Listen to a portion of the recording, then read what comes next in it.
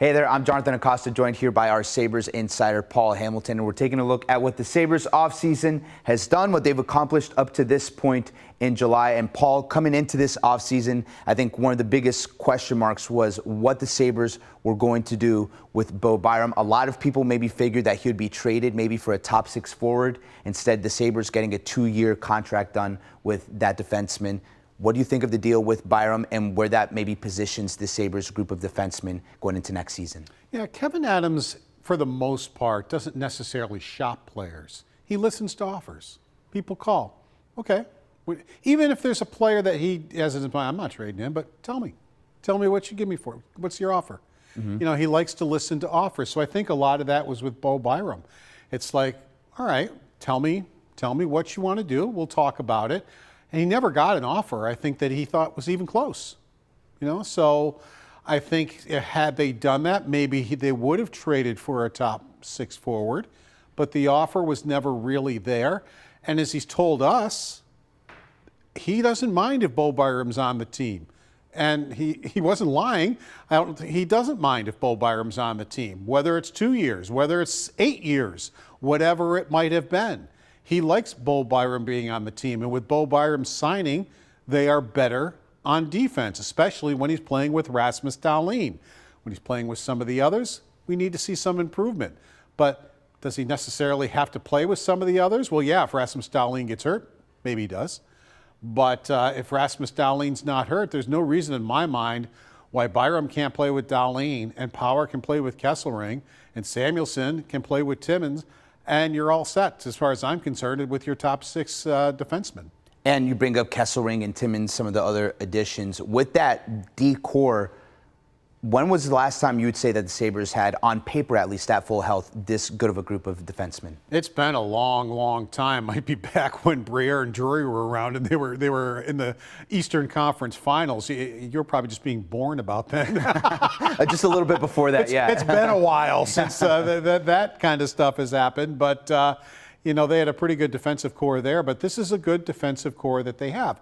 But what often happens as you get better in one area, well, you put a hole in the other area. You know, you lost J.J. Peterka's 27 goals.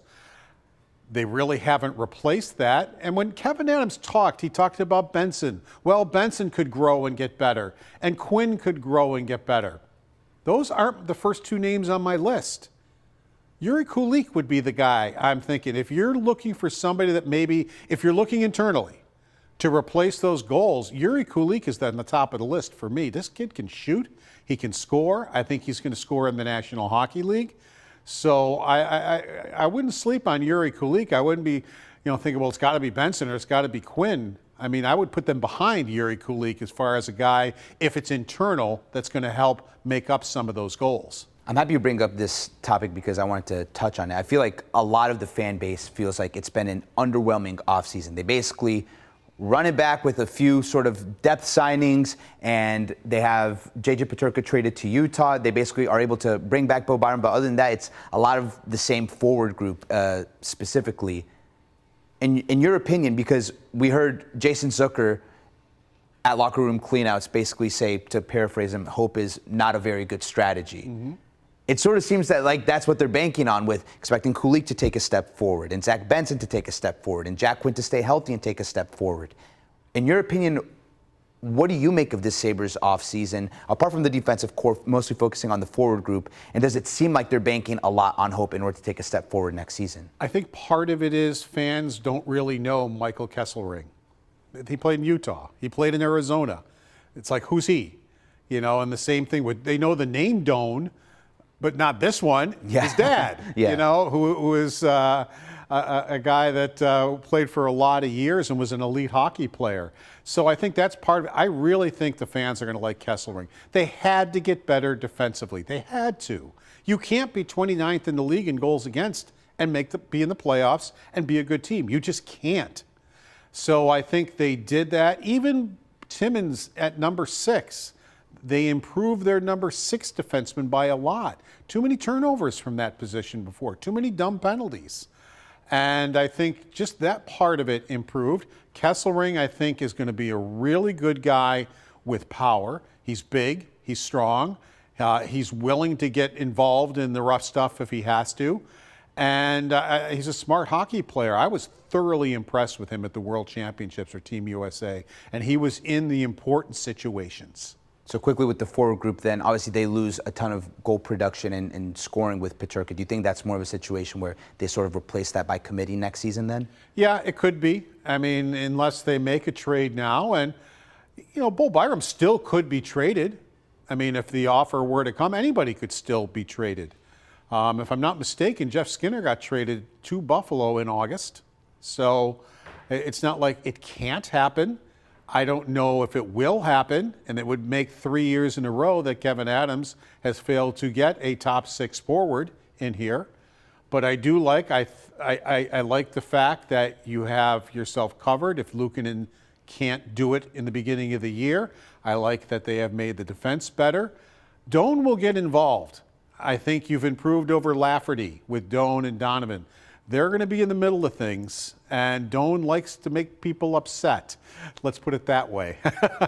He's a pain in the neck. So, you know, and he does have a possible upside. Last year was his first year in the league. He's got a heck of a shot. So he might be getting better as he goes along here. You brought up Luukkonen earlier, and one of the free agent signings that the Sabres did make was at the goaltender position, bringing in Alex Lyon, the former Detroit Red Wings goaltender. I was very impressed when we talked with him on that media Zoom call. It seems like a smart guy, expressed himself very well. What are your impressions of him, not just off the ice, but on the ice and what he can bring to the team? I, of course, remember him in Detroit, but my memory of him was in Florida when Levi just signed out of college and was playing those games. It was the second last week of the year in Sunrise. The Sabres are playing Florida. Lyon was on a huge hot streak. I think that win was his 6th in a row for Florida to get them barely in the playoffs. And Florida won that game 2-1. Lyon made 39 saves and Levi made 36 in a 2-1 hockey game. Mm-hmm. Had Buffalo won that game 2-1, and there was a disallowed goal by Alex Tuck on an offside. Had Buffalo won that game 2-1, Buffalo would have made the playoffs, and Florida would not have. And if you recall, Florida got to the Stanley Cup Finals that year. Butterfly effect, yeah. But that's where I remembered Lyon from, more than in the 2 years he had in Detroit between that game. So it was interesting that he's the guy. And I really think with Luukkonen, Lindy Ruff cannot let it go. If Luukkonen does not recapture what he did 2 years ago, I say 2-3 weeks, you got to pull it and go with Lyon. And I think you can. That's why he's here. That you can put him in the net if you have to. You can't get a 10 or 13 game winless streak going right up. And if you look at the schedule in October, there are a lot of chances to win hockey games. They have to win hockey games. And if Luukkonen isn't up to it, they've got to make the switch, and they've got to make it early. And we'll end on that schedule note, the schedule coming out this week. The Sabres open the season at home against the New York Rangers. They end the season at home against the Dallas Stars. And something that stood out to me was, at least in that early portion of the schedule, 16 of the first 26 games at home. That was something that Lindy Ruff was able to get the team to improve in last year, their play at home. And if that's something that they can sort of carry over into this season, it's a good chance for them to get off to a good start. Just your initial impressions on the schedule after it came out this week. You want to win your fans back? Win some hockey games. Yeah. And if you want to win some hockey games in the beginning of the year, you're going to be doing it at home. Yeah. And you're going to make them happy as you're playing well and winning some hockey games. So, yeah, they can't afford to not do well with this schedule. You get the home game, road game in Boston, then 6 of 8 at home. You got to make hay with that. You really have to. You can't let that get away from you and all of a sudden be behind the 8 ball before Halloween even rolls in. So it's going to be extremely important that they play well at home to start the year, get good goaltending, play better defensively, and win some hockey games. All righty, Paul. Great conversation. Next up, we'll probably be talking a little bit of Bills with you here and there, too, as Bills training camp gets underway next week in Rochester. But then after that, I'm sure we'll be having more conversations leading up to the Prospects Challenge, which gets underway in mid-September. For Paul Hamilton, I'm Jonathan Acosta for Channel 2 Sports.